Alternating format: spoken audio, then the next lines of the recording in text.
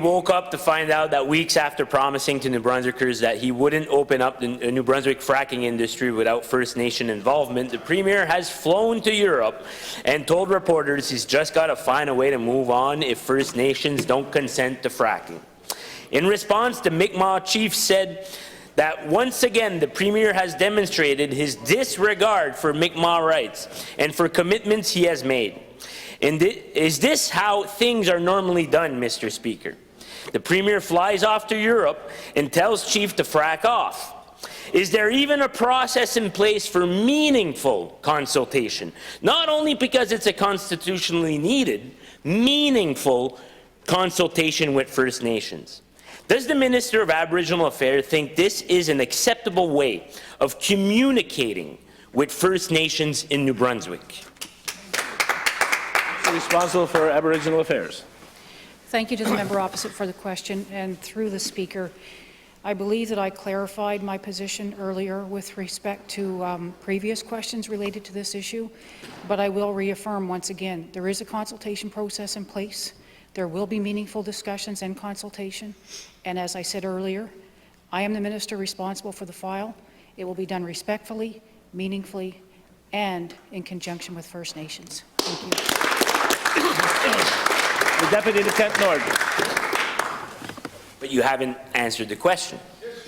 No, is it an acceptable way of communicating with First Nations in New Brunswick? Mr. Speaker, is the minister even listening to the Mi'kmaq and Wolastoqey chiefs? They could not have been more clear than they were in their statements yesterday. There is no shortcut around a legal obligation to Indigenous consent, said Chief Alan Polcheese. This man has repeatedly gone back on his word and attempted to bend our own words against us. He is not a suitable partner for any sort of business, said Tim Paul of Woodstock. It's shocking and regressive move, and the Premier didn't even have the courage to say it on the side of this side of the Atlantic, said Chief Gabriel Atwin of Billigic. As Matawas Chief Patricia Bernard said, the oil man cannot be trusted to keep his word. How can the Minister of Aboriginal Affairs defend him? And what message does the Minister of Aboriginal Affairs wish to give to First Nation leaders today?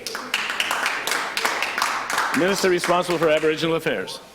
Thank you again to the member opposite for the question, and through the chair, if I were to stand here and actually judge every single person in this House, or even outside this House for that matter, in terms of some of the things that I hear them saying, it would be a very sad day.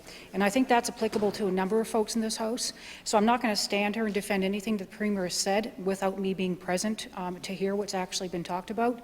But I will say, once again, I reiterate the fact that we will have meaningful discussions with First Nations. There's a consultation process in place, which we have actually developed in our department in consultation with First Nations. We will be adhering to the law and our constitutional obligations, and first and foremost, our respectful relationship with First Nations is what we want to achieve.